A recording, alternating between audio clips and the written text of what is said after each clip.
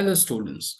A circle center O and radius r centimeter has a sector OAB of a fixed area of 10 centimeters square. Angle AOB is theta radians and the perimeter of this sector is b centimeter. So what they have asked is find an expression of b in terms of r. So if I draw this correctly, so it looks like it's a sector area like this with radius r. And the area of this sector is 10 centimeters square and with this angle as theta. So we know that the formula for the sector area is given as half r square theta and that's equals to 10. So that literally means the value of theta that we got from here is 20 over r square.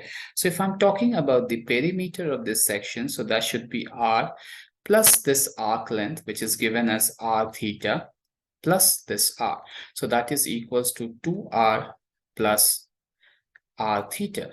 So if I place the value of theta over here, which is 20 by r square, so that means the value that I got here is equals to, so that's equals to 2r plus r into 20 over r square. So one of the r gets cancelled. So the perimeter is 2r plus 20 by r. So that's the answer of perimeter in terms of r. So if I'm going by the marking scheme of this question, so you get 1 mark for calculation of this correctly, you get 1 mark of writing the perimeter correctly, and 1 mark for the final answer. So that's how the marking scheme of 9A works.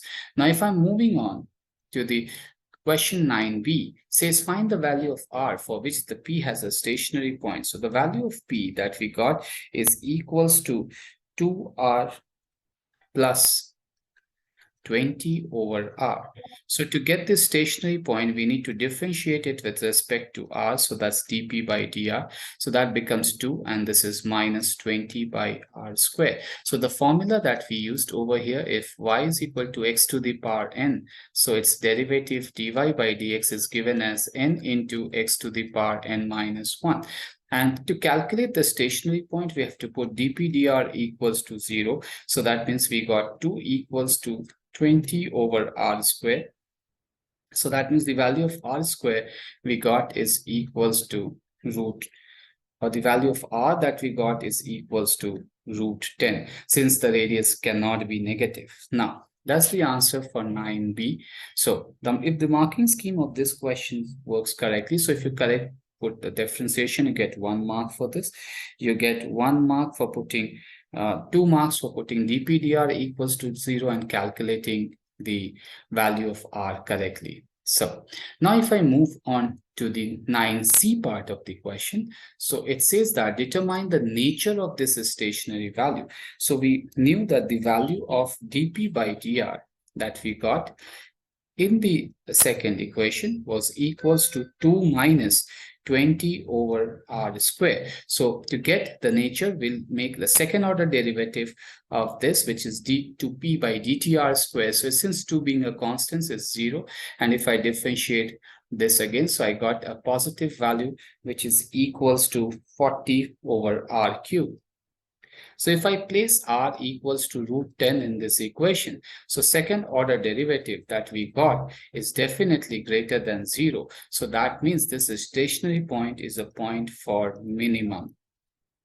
So if I go by the marking scheme of 9 part C, so it explains that you get the full 2 marks for making the second order correctly and putting up the proper decision that the point is a point of minimum.